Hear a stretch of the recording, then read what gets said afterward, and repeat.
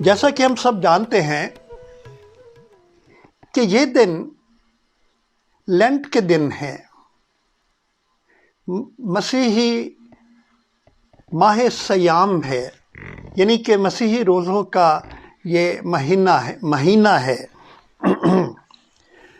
اور بدھ کے روز جو کہ راک کا بدھ کہلاتا ہے اور اس مہینے کے آغاز کا پہلا دن ہے، اس وقت اکثر کلیسیوں میں یہ حوالہ پڑھا جاتا ہے جو کہ ہم نے آج اپنی اس عبادت میں تلاوت کیا ہے، مرکز کی انجیل اس کا پہلا باب اور اس کی 9 آیت سے 13 آیت تک۔ یہ ایک بڑا مشہور حوالہ ہے، اور نہ صرف یہ مشہور حوالہ ہے بلکہ اس پر غور و خوض کیا جانا یہ ہماری ایک بہت بڑی ضرورت ہے، اور یہ اتنا اہم حوالہ ہے، اتنا مشہور حوالہ ہے جسے کہ 3 انجیل نویسوں نے تحریر کیا ہے۔ تو یہ سنوپٹک گوسپل کا حوالہ ہے۔ سنوپٹک گوسپل کا مطلب ہوتا ہے مل کر دیکھنے والی اناجیل۔ تو یہ 3 انجیلوں میں متی، مرکز اور لوکا کی انجیل میں پایا جاتا ہے۔ متی کی انجیل اور اس کا 4 باب اس کی پہلی 11 آیات، مرکز کی انجیل کے پہلے باب کی 9 سے لے کر 13 آیت تک، لوکا 4 باب اور اس کی پہلی 13 آیات، ان میں یہ حوالہ پایا جاتا ہے جس پر غور کیا جاتا ہے۔ اور اس پر غور کیے جانے کی ضرورت نہ صرف ماہ سیام میں ہے، روزوں کے ایام میں ہے، بلکہ سارا سال اس پر غور کرتے رہنا چاہیے، کیونکہ یہاں سے تازگی نکلتی ہے، اور ہم کو جن کو روحانی قوت کی تازگی کی ضرورت ہے اور جس کے سامنے ہمارے سر جھکتے ہیں، اس کی تعظیم کرنے کی ضرورت ہے، یعنی اپنے خداوند کی۔ اس حوالے کو پڑھنا چاہیے متواتر طریقے کے ساتھ اور اس سے سبق حاصل کرنے چاہیے۔ میں جو آیت آپ کے سامنے رکھنا چاہتا ہوں وہ مرکز کی انجیل ہے، اور اس کا جو ابھی ہم نے پڑھا ہے، مرکز کی انجیل اور اس کا پہلا باب اور اس کی 12ویں آیت میں لکھا ہے، اور فی الفور روح نے اسے بیابان میں بھیج دیا۔ میرا خیال ہے کہ 4 لوگوں نے حوالے پڑھے ہیں، 2 نے اردو میں، 2 نے انگلش میں، اور بہت خوبصورت تلاوت کی ہے۔ مت خیال کریں کہ میں اس پر کوئی ایسی بات کروں گا، لیکن میں چند لفظوں کو بیان کرنا ضروری سمجھتا ہوں ایک پاسبان ہوتے ہوئے۔ میں ان لفظوں کو تھوڑا سا آپ کے سامنے کھولنا چاہتا ہوں جو کہ آج کے غور و خوض کے لیے ہوں گے۔ پہلا لفظ ہے آزمائش۔ یہ حوالے جو کہ اردو کی بائبل میں ہیں، آج کل اردو کے جو نئے پرنٹ ہیں وہاں پر حوالوں کے اوپر ایک سرنامہ یا عنوان لکھا ہوتا ہے، تو آج کے مرکز کی انجیل کے اس حوالے کا جو عنوان ہے وہ ہے یسوع کی آزمائش، اور یہ تینوں انجیلوں میں اسی عنوان کے تحت یہ حوالہ چلتا ہے، اور انگلش میں اس کا جو ٹاپک ہے وہ ہے دا ٹیمپٹیشن آف جیزس، خداوند یسوع مسیح کی آزمائش۔ میں آزمائش پر اس لفظ کو کھولنا چاہتا ہوں۔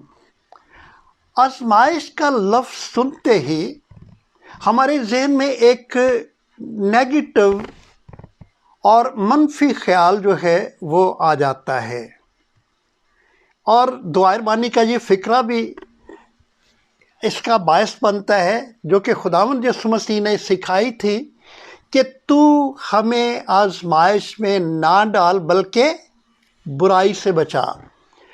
تو جب یہ عنوان پڑھا جاتا ہے کہ ٹیمپٹیشن آف جیزس یا خداوند کی آزمائش، یسوع کی آزمائش، تو ایسے لگتا ہے جیسے کہ کوئی برائی والی چیز ہے گناہ میں گرانے والی کوئی بات جو ہے وہ صحرا میں یا ڈیزرٹ میں واقع ہوئی، لیکن ایسی بات نہیں ہے۔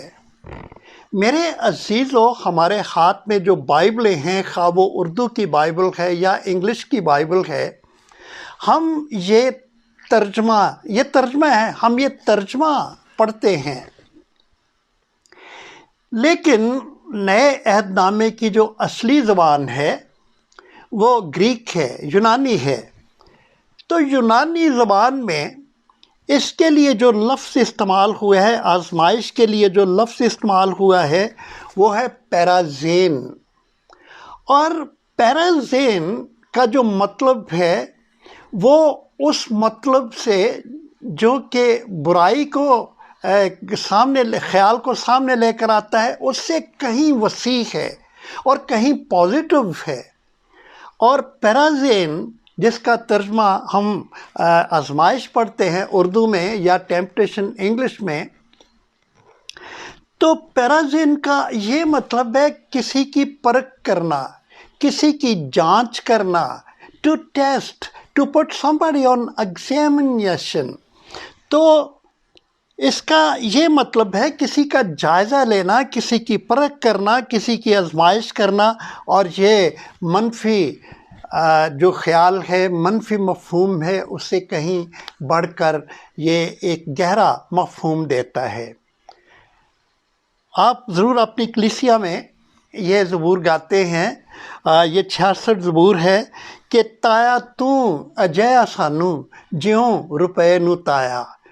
تو یہی لفظ ہے تانا، آزمائش کرنا، تانا یا ٹیسٹ کرنا۔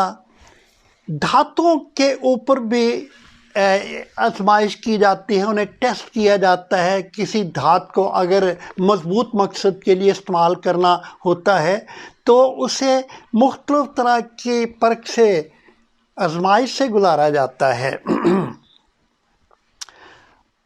خداوند قادر مطلق کو اپنے بندے ابراہیم، جس پر مبارکباد بھیجنے کے لیے مجھے اور آپ کو، دنیا کے ایک ایک انسان کو کہا گیا ہے کہ ابراہیم کو جو مبارک کہے گا میں اسے مبارک کہوں، جو اس پر لعنت کرے گا میں اسے لعنت کروں گا۔ یہ خدا کا وفادار بندہ تھا اور خدا نے اس کی وفاداری کو جانچا، یعنی پرکھ سے گزارا۔ He was put on to test۔ تو ہم پیدائش کی کتاب اس کا 22واں باب اور اس کی پہلی آیت میں پڑھتے ہیں، لکھا ہے، ان باتوں کے بعد یوں ہوا کہ خدا نے ابراہیم کو آزمایا اور کہا، اے ابراہیم، اس نے کہا میں حاضر ہوں۔ آزمایا تو خدا ابراہیم کو برائی میں ڈالنے کے لیے نہیں آزما رہا تھا، بلکہ اس کے وفاداری کی پختگی کو دیکھنے کے لیے اور اس کے ایمان کی جو مضبوطی تھی، اس کی وفاداری کو دیکھنے کے لیے، ایمان کی مضبوطی کو دیکھنے کے لیے خدا نے اسے آزمایا۔ یعنی خدا ابراہیم کی اعلیٰ ترین وفاداری کا جائزہ لینا چاہتا تھا۔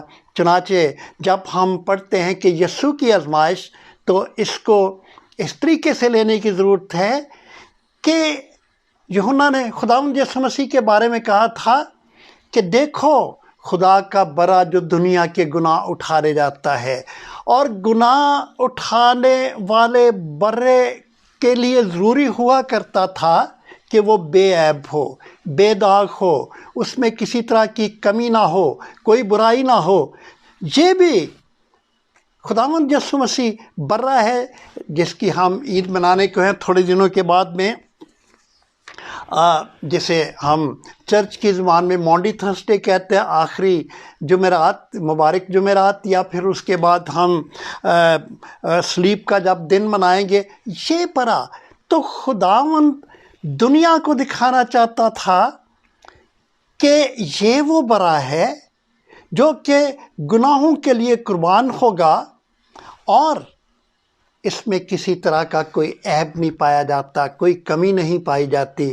چنانچہ یسوع کی آزمائش سے ہم یہ بھی سیکھتے ہیں کہ یہ دنیا کو دکھانے والا ایک عمل تھا کہ ان کے گناہوں کو اٹھانے والا جو برا ہے وہ ایک بے عیب بے داغ برا ہے، اور گناہ سے مبرا برا ہے، آزمائش۔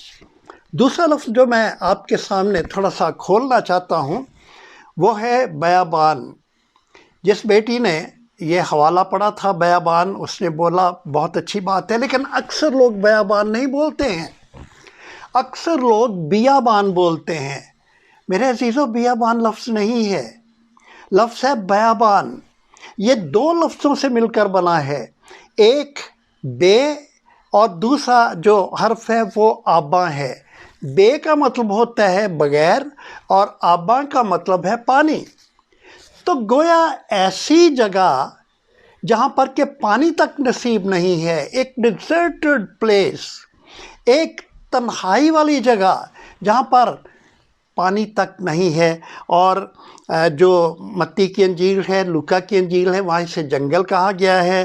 اور یہاں پر یہ جو سب سے پہلی انجیل ہے جب لکھی گئی تو انجیل یہی ہے جو سب سے پہلے لکھی گئی، متی اور مرکز پہلے لکھی گئی، باقی ساری انجیلیں اس کے بعد، اور اسی سے ہیلپ لی گئی۔ اور مرکز کہتا ہے کہ بیابان میں اسے بھیج دیا، ایسی جگہ جہاں پر کہ پانی بھی نہیں تھا۔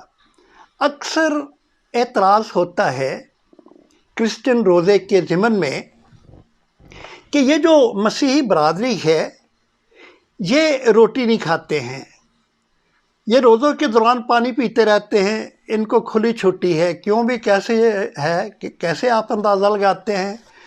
تو کہا یہ جاتا ہے کہ دیکھیں جی، جب آپ یہ انجیل کو پڑھتے ہیں تو وہاں پر لکھا ہے کہ 40 دن کے بعد آخر کو حضرت عیسیٰ کو بھوک لگی۔ ہاں وہ ٹھیک کہتے ہیں، یہی لکھا ہوا ہے۔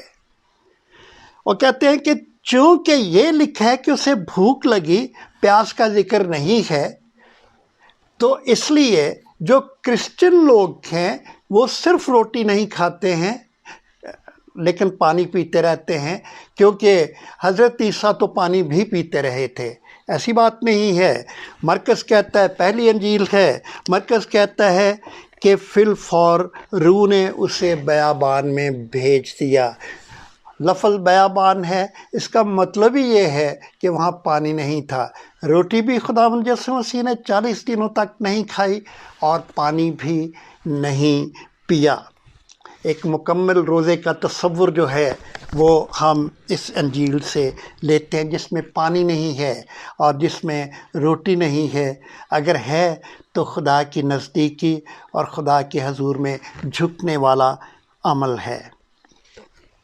ایک اور لفظ میں یہاں پر بیان کرنا چاہتا ہوں، وہ ہے روح، اور فی الفور روح نے اسے، کون سے روح نے؟ یہ پاک روح کا تذکرہ ہے۔ روح القدس کے بارے میں کہا گیا ہے، ہولی اسپرٹ کے بارے میں کہا گیا ہے۔ اور ابھی ہم گیت بھی گا رہے تھے، اے روح پاک اتر آ۔ پاک روح کسے کہتے ہیں؟ کیا اس کی تعریف ہے؟ کیا ڈیفینیشن ہے؟ پاک روح ہم بہت بولتے ہیں، سنتے ہیں، بائبل میں بار بار پڑھتے ہیں، لیکن کبھی ہم اس پر بھی غور کریں کہ پاک روح کہتے کسے ہیں؟ میرے عزیزو، پاک روح کی میں آپ کو ایک بہت چھوٹی سی، بڑی مدلل اور نہ بھولنے والی ایک ڈیفینیشن دینا چاہتا ہوں۔ جب بھی آپ پاک روح کے بارے میں بولیں یا پاک روح کے بارے میں کسی کو بتائیں یا خود سمجھنا چاہیں تو یاد رکھیں کہ ہولی اسپرٹ، پاک روح، Holy Spirit is a personal presence of God. یا تھوڑا اور چھوٹا کر سکتے ہیں اس تعریف کو کہ Holy Spirit is a God himself. Urdu میں بھی آپ اسے ایسے بیان کر سکتے ہیں کہ پاک روح خدا بذات خود۔ یہ 3 لفظ میں نے بیان کرنا چاہتا تھا۔ میں نے ذرا ان کی آپ کو تعریف بتائی ہے تاکہ جب اس میسج میں جو کہ آج میں آپ کی خدمت میں پیش کرنا چاہتا ہوں اس میں استعمال ہو تو آپ سمجھ سکیں کہ یہاں پر لکھا ہے فی الفور روح نے اسے بھیج دیا، یعنی پاک روح نے یا خدا بذات خود نے یسوع کو جنگل میں بھیج دیا۔ یہ جو پہلی بات ہم سیکھیں گے کہ یہ جو آزمائش ہے، یہ آزمائش ہم کو جب بھی ہم پر آتی ہے، خداوند یسوع مسیح بھی ہماری طرح آزمایا گیا سوری جب ہم پر آزمائش آتی ہے تو یہ ہمارے انسان ہونے کی سزا نہیں ہے۔ آزمائشیں آتی ہیں اور آتی رہیں گی جب تک زندگی کا سانس چلتا ہے، لیکن ہمیشہ یاد رکھنے کی ضرورت ہے کہ یہ انسان ہونے کی سزا بالکل نہیں ہے۔ آزمائش کا آنا گناہ نہیں ہے، لیکن آزمائش میں گر پڑنا، آزمائش کو اپنے اوپر غالب کر لینا، یہ ایک بڑا گناہ ہے۔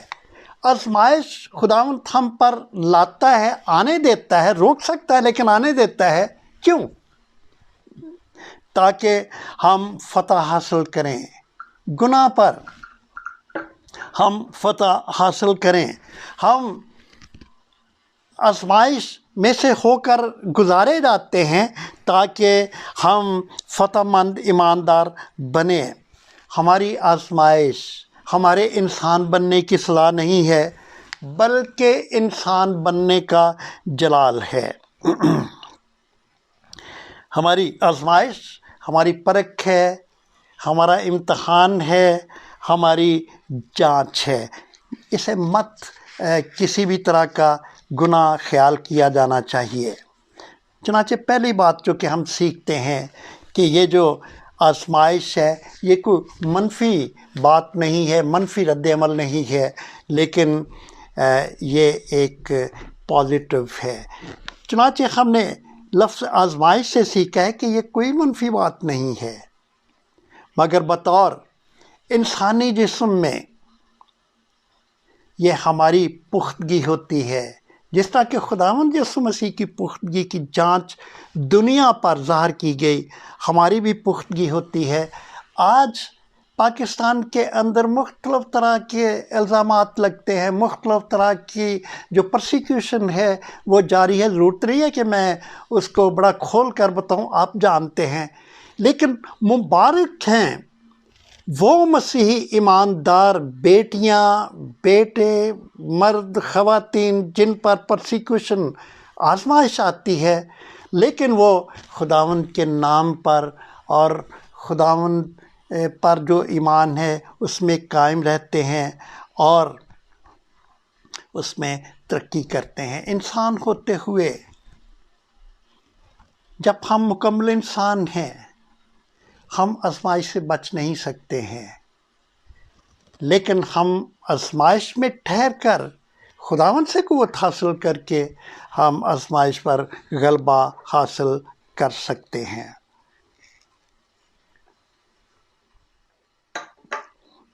روح یسوع کو جنگل میں لے گیا تاکہ ابلیس سے آزمایا جائے۔ دوسری بات جو کہ ہم آج کے اس واقعے سے سیکھ سکتے ہیں، جو کہ ہم نے پڑھا ہے، کہ یہ جو صحرا میں جانے کا، بیابان میں جانے کا جو چیلنج تھا، یہ ابلیس نے نہیں دیا تھا۔ ابلیس کی جرات نہیں ہو سکتی ہے کہ وہ خداوند یسوع مسیح کو بیابان میں لے جائے۔ یہ خدا کی طرف سے یہ چیلنج تھا کہ وہ ابلیس کو کھلے میں بے نقاب کرے۔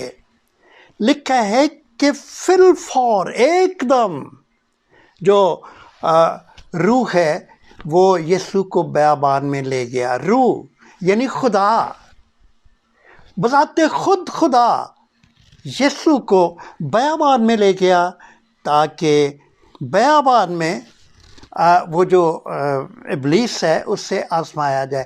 دھاتوں کو، مجھے یاد ہے کہ میں جب ابھی لڑکا تھا تو پاکستان میں اس وقت وہ بڑا ایک روپیہ چلا کرتا تھا جو بعد میں کھوٹا بھی ہو جاتا تھا، اور اس کے بارے میں بزرگ بتاتے تھے کہ اسے بڑے بڑے امتحانوں سے گزارا جاتا ہے، آگ سے گزارا جاتا ہے، لیکن یہ پھر بھی بعض اوقات کھوٹا ہو جاتا ہے۔ چنانچہ انہوں نے کہا کہ دھاتوں کو اور اس کو بھی، یہ جو منی کرنسی ہے پاکستان کا جو روپیہ ہے، اسے بھی گزارا گیا ہے۔ بھٹی کی آگ سے خداوند یسوع مسیح کے لیے جو مشین تھی، یا خداوند یسوع مسیح کے لیے جو ماحول تھا، وہ ابلیس تھا کہ ابلیس سے آزمایا جائے۔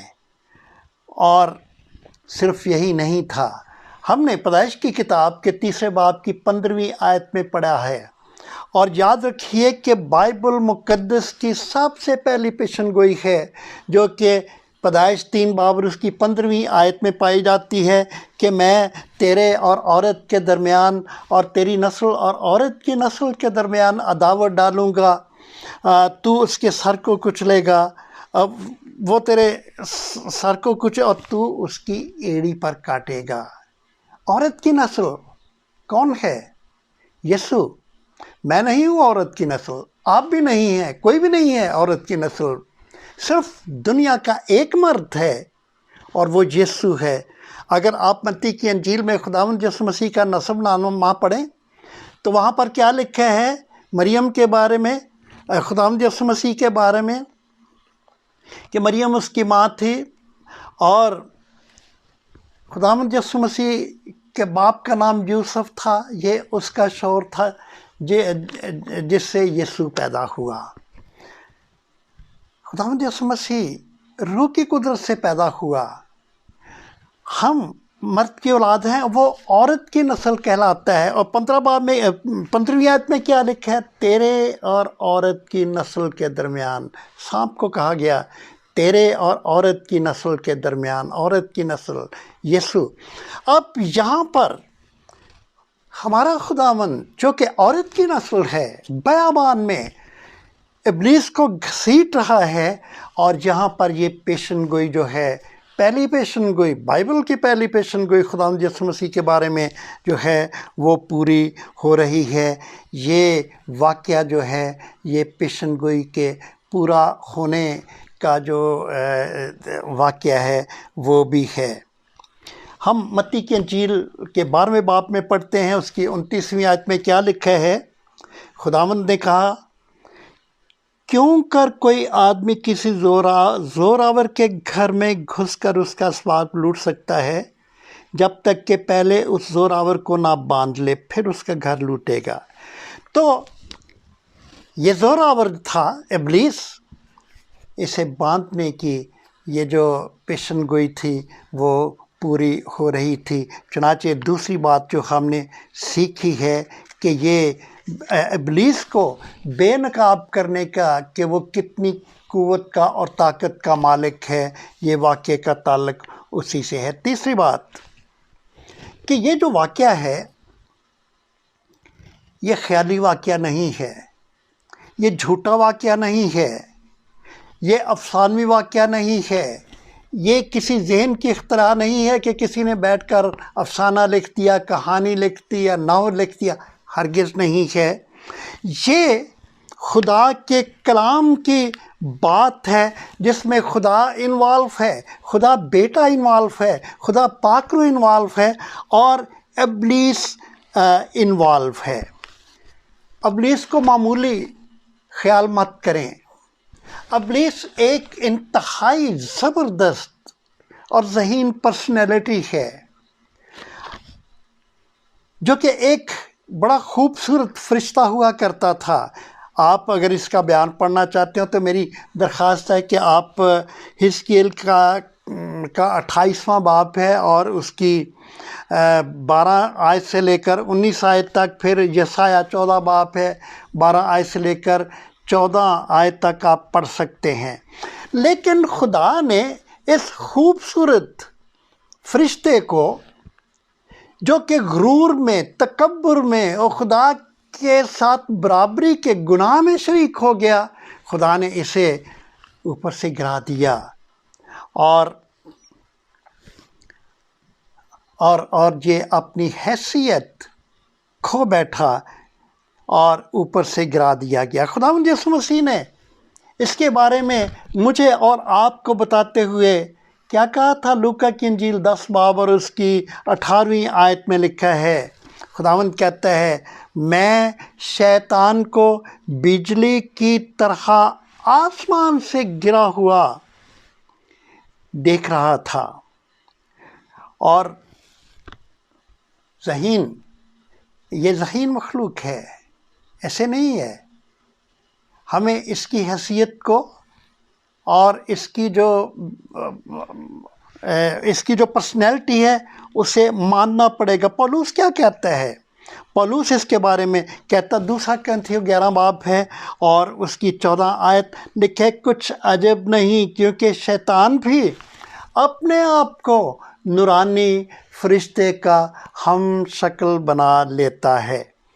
تو یہ واقعہ ہمیں یہ بھی سکھاتا ہے کہ ابلیس یا شیطان کی حقیقت سے انکار کرنا اور یہ کہنا کہ نہیں، یہ صرف ایک ذہنی اختراع ہے، یہ خیال ہے اور کچھ نہیں ہے، یہ کہنا ایک خوفناک بات ہے اور خوفناک نتائج پیدا کرتا ہے۔ چلیں، اگر ہم یہ کہتے ہیں کہ نہیں، یہ جو ابلیس ہے، لوگ ابلیس بولتے ہیں، شیطان بولتے ہیں، شیطان کیا ہے؟ کچھ بھی نہیں ہے، یہ ہمارے خیال ہوتے ہیں۔ اگر ہم یہ کہتے ہیں تو پھر ہمیں یہ بھی ماننا پڑے گا کہ جتنی شرارت ایک انسان کے اندر آتی ہے، برباد کرنے والی شرارت اور شرمناک باتیں اور خوفناک حرکتیں، یہ جتنی بھی ہیں تو یہ انسانوں میں پائی جاتی ہیں۔ انسان خود ان کا ذمہ دار ہے اور کوئی نہیں ہے، یہ شیطان وغیرہ نہیں ہے، بلکہ انسان خود ان کا ذمہ دار ہے۔ اگر ہم یہ کہتے ہیں کہ شیطان جو ہے اس کی کوئی حقیقت یا حیثیت نہیں ہے، تو پھر ہم اس طرح سے خدا کو بھی ذمہ دار ٹھہراتے ہیں، کیونکہ خدا نے انسان کو بنایا ہے۔ اور اگر ہم یہ کہتے ہیں کہ یہ انسان کے دل کے خیال ہیں، تو پھر ہم الزام خدا پر دیتے ہیں۔ خدا نخواستہ ہم پھر یہ کہتے ہیں کہ تو پھر کیا ہوگا جی، خدا نے ہی تو انسان کو بنایا ہے۔ اور اگر ہم یہ کہتے ہیں کہ ابلیس کی کوئی حقیقت نہیں ہے، اس کی کوئی حیثیت نہیں ہے، یہ ایک وہم ہے، یہ ایک خیال ہے اور اس کی کوئی حقیقت نہیں، تو پھر ہم یہ بھی کہتے ہیں، ساتھ بتا رہے ہوتے ہیں کہ یہ بیابان والا واقعہ کوئی واقعہ نہیں ہے۔ اور اگر خداوند یسوع مسیح تھا تو یہ اس کے اپنے دل کے خیال ہیں، یہ اس کا اپنا ہی ایک سوچ کا انداز ہے کہ بیابان میں وہ آزمایا گیا، یہ تو اس کے اپنے دل کے خیال ہیں۔ خداوند یسوع مسیح میں میرے عزیز بھائیوں بہنوں اور پڑھے لکھے اور زیادہ پڑھے لکھے میرے عزیز بھائیوں بہنوں، اس خیال کو رد کرنے کی ضرورت ہے اور ماننے کی ضرورت ہے کہ یہ واقعہ ایک سچا واقعہ ہے، یہ افسانوی نہیں ہے۔ بیابان کا یہ واقعہ ناقابل تردید واقعہ ہے، جس سے ہم ابلیس کی اور شیطان کی جو حیثیت ہے اسے بھی سیکھتے ہیں اور اس کی ریاکاری کو بھی جان جاتے ہیں۔ چنانچہ ہم نے تیسری بات جو سیکھی ہے وہ ہے کہ بیابان کا یہ جو آزمائش والا واقعہ ہے، یہ کوئی خیالی واقعہ اور افسانوی واقعہ نہیں، بلکہ یہ ایک حقیقت ہے۔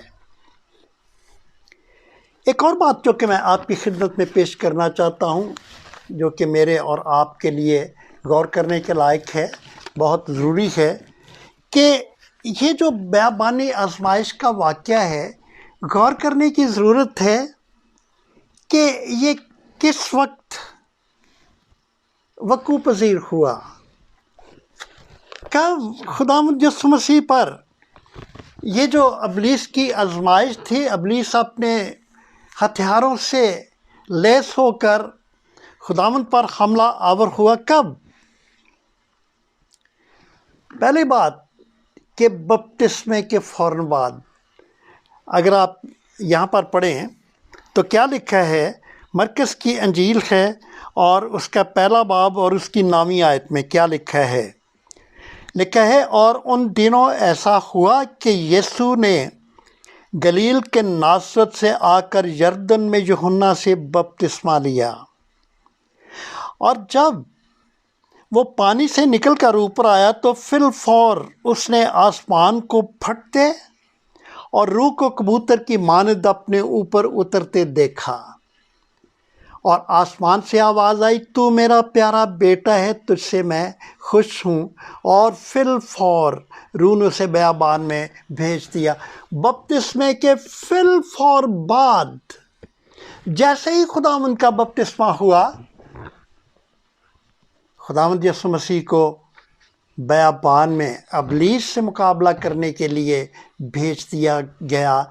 چیلنج ابلیس نے نہیں کیا تھا، ابلیس کو خدا نے چیلنج کیا تھا اور یسوع کو وہاں پر بھیج دیا. ہم نے سیکھا ہے کہ خداوند یسوع مسیح کی آزمائش جو تھی وہ فوراً بپتسمے کے بعد ہوئی. میرے عزیزو، ہماری آزمائش کا وقت بھی بہت دفعہ یہی ہوتا ہے. جب ہمیں کوئی بہت بڑی برکت ملتی ہے، کوئی بھی برکت ہو سکتی ہے، خداوند یسوع مسیح کو دل سے قبول کرنے کی برکت ہے، کوئی بھی برکت ہو سکتی ہے. ہم نے اپنے آپ سے ایک وعدہ کیا ہے کہ میں نے خداوند کے کلام کو سنا، مجھے برکت ملی، آج سے میں ضرور خداوند کا کلام پڑھوں گا. اسی وقت ہماری آزمائش بھی شروع ہو جاتی ہے، اور ابلیس مختلف طریقوں سے ہمارے پاس آتا ہے. میں نے ایک انڈین پادری صاحب کا سرمن سنا تھا، وہ بیان کر رہے تھے میری کلیسیا میں ہی آ کر. انہوں نے پوچھا لوگوں سے کہ آپ مجھے بتائیں کہ دعا کرنے کا بہترین وقت کیا ہے. تو مختلف جواب دیے. ظاہر بات ہے وہ جواب اتنے انہیں قابل قبول نہیں تھے. پادری صاحب نے کہا کہ دعا کرنے کا بہترین وقت یہ ہے جب آپ کا دل دعا کرنے کو نہ چاہ رہا ہو، کیونکہ ابلیس ہے جو کہ آپ کو دعا سے منع کر رہا ہے. آپ کو برکت ملی ہے عبادت میں، اور آپ نے وعدہ کیا ہے کہ میں دعا کروں گا، اور ابلیس آن کھڑا ہوا ہے. چنانچہ ہماری آزمائشیں بھی ہمیں اسی وقت ہمارے راستے میں آتی ہیں جب ہمیں کوئی بہت بڑی برکت ملتی ہے. پھر دوسری بات یہ کہ جب یسوع اکیلا تھا، بیابان میں وہ اکیلا تھا، اس وقت شیطان موجود ہوا.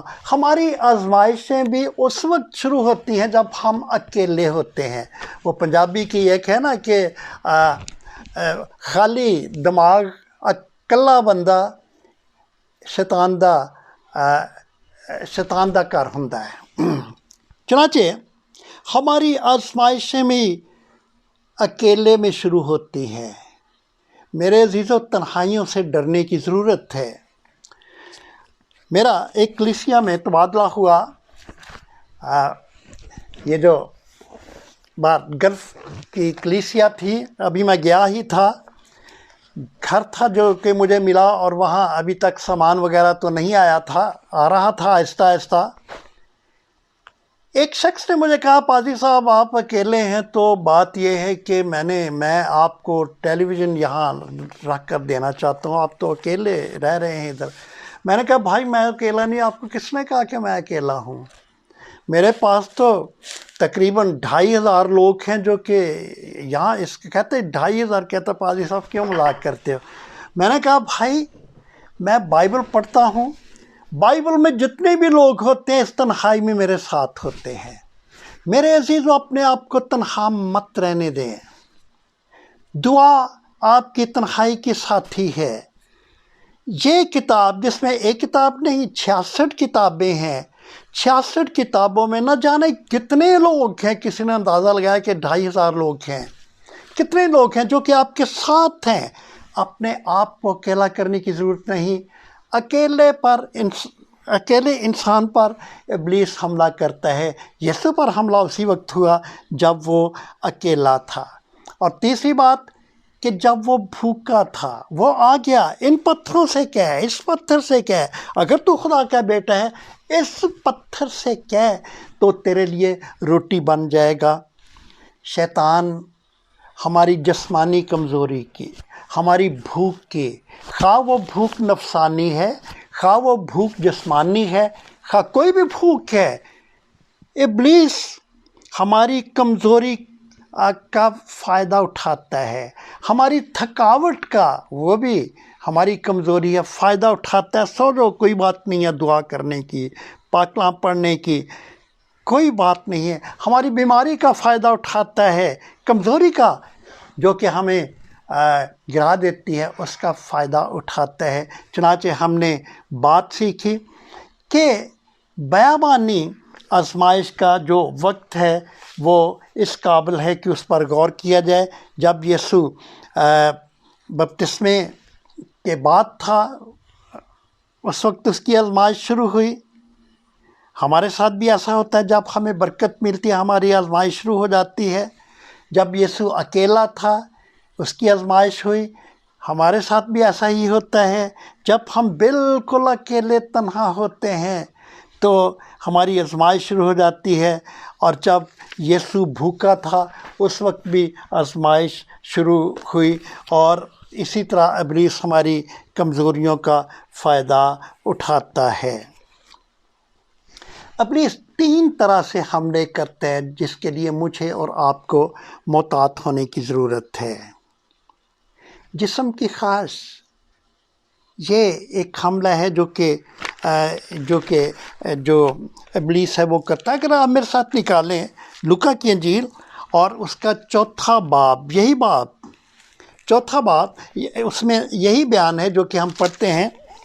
4 باب ہے اور اس کی 2 اور 3 آیت میں کیا لکھا ہے. 4 باب 2 اور 3 آیت. اور ابلیس اسے آزماتا رہا، ان دنوں میں اس نے کچھ نہ کھایا، اور جب وہ دن پورے ہو گئے تو اسے بھوک لگی. اور ابلیس نے اسے کہا کہ اگر تو خدا کا بیٹا ہے تو اس پتھر سے کہہ کے روٹی بن جائیں. چنانچہ پہلی آزمائش ہے جسم کی خواہش. بھوک کا تعلق جسم سے ہے اور ابلیس آزماتا ہے. دوسری آزمائش ہے آنکھوں کی خواہش. 5ویں 6 اور 7 آیت میں کیا لکھا ہے. اور ابلیس اسے اونچے پر لے جا کر دنیا کی سب سلطنتیں پل بھر میں دکھائیں اور اس سے کہا یہ سارا اختیار اور ان کی شان و شوکت میں تجھے دوں گا، کیونکہ یہ میرے سپرد ہے اور جس کو چاہتا ہوں دیتا ہوں. اور تیسری آزمائش ہے زندگی کی شیخی. 9 آیت سے لے کر 11 آیت تک ہم یہ پڑھتے ہیں. لکھا ہے کہ وہ اسے یروشلم میں ہیکل کے کنگرے پر کھڑا کر کہنے لگا اگر تو خدا کا بیٹا ہے تو اپنے تئیں نیچے گرا دے. اور یہ ہاں آپ پڑھ سکتے ہیں 10 آیت ہے، کیونکہ لکھا ہے کہ وہ تیری بابر اپنے فرشتوں کو حکم دے کر تیری حفاظت کریں، وہ تجھے اپنے ہاتھوں پر اٹھا لیں گے، مبادا تیرے پاؤں کو پتھر سے ٹھیس نہ لگے. چنانچہ یہاں ہم نے دیکھا ہے کہ 3 طرح سے وہ آزمائش کرتا ہے. اسی طرح ہماری آزمائش بھی ہوتی ہے. 3 طرح سے ہماری آزمائش ہوتی ہے، بدن کی یا جسم کی خواہش، اور پھر جمالیاتی آزمائش جس کا تعلق خوبصورتی سے ہوتا ہے. اور یہ طلاقوں کا، دوسری شادیوں کا سلسلہ، یہ ابلیس کی آزمائش ہے. یہ جمالیاتی آزمائش اور خوبصورتی سے اس کا تعلق ہے. اور جو تیسری آزمائش کا اس کا یا حملے کا طریقہ ہے وہ عقلی ہے، عقلی طریقہ. تو بہت پڑھا لکھا ہے یا پڑھی لکھی ہے وغیرہ وغیرہ. ابلیس 3 پہلوؤں سے ہم پر حملہ آور ہوتا ہے اور 3 طرح سے ہم پر حملہ کرتا ہے۔ اب بات یہ ہے کہ ہم اس حملے پر غالب کیسے آ سکتے ہیں؟ کیا ہتھیار ہے ہمارے پاس؟ کیسے ہم اس پر غالب آتے ہیں؟ آپ اگر بڑے غور کے ساتھ اسی کو لوکا کی انجیل کے 4 باب کو پڑھیں اور اس کی 4، 8 اور 12 آیت، یہاں 3-4 دفعہ خداوند یسوع مسیح ابلیس کو کہتا ہے لکھا ہے، لکھا ہے، لکھا ہے، پاک کلام کا حوالہ دیتا ہے۔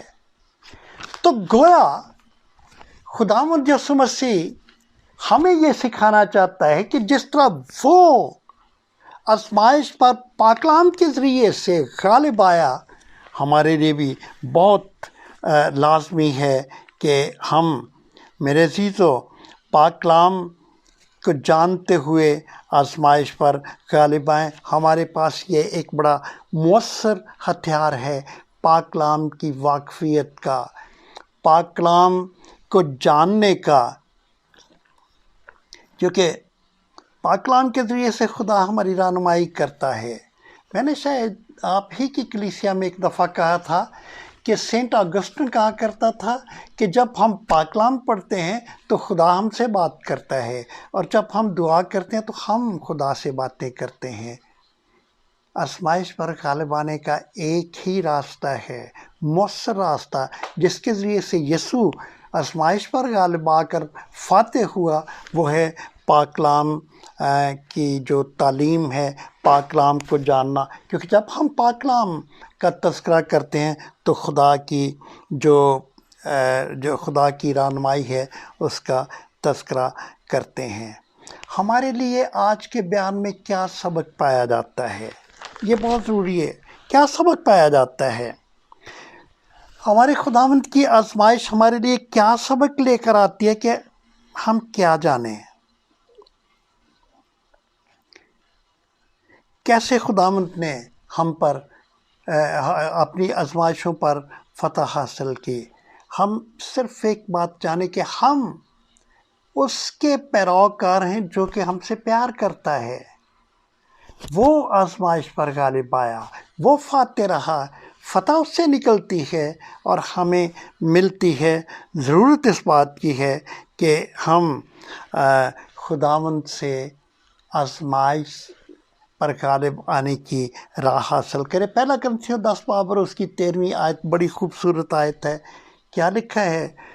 تم کسی ایسی آزمائش میں نہیں پڑے جو انسان کی برداشت سے باہر ہو، خدا سچا ہے، وہ تم کو تمہاری طاقت سے زیادہ آزمائش میں نہ پڑنے دے گا، بلکہ آزمائش کے ساتھ نکلنے کی راہ بھی پیدا کر دے گا تاکہ تم برداشت کر سکو۔ خداوند یسوع مسیح میں میرے عزیزو، خداوند اپنے پاک کلام کے ذریعے سے ہم سے بولا ہے۔ خداوند یسوع مسیح کی آزمائش سے ہم نے بہت کچھ سیکھا ہے۔ اب ضرورت اس بات کی ہے کہ ہم اس کلام کے ساتھ جو کہ ہمیں آزمائش سے باہر نکالتا ہے، اس شخصیت کے ساتھ رابطے میں رہیں جس نے کہ آزمائشوں پر فتح حاصل کی، فاتح ٹھہرا۔ فتح اس سے نکلتی ہے اور ہمیں ملتی ہے، اور وہ ہمارا خداوند ہے۔ خداوند آپ سب کو بڑی برکت دے۔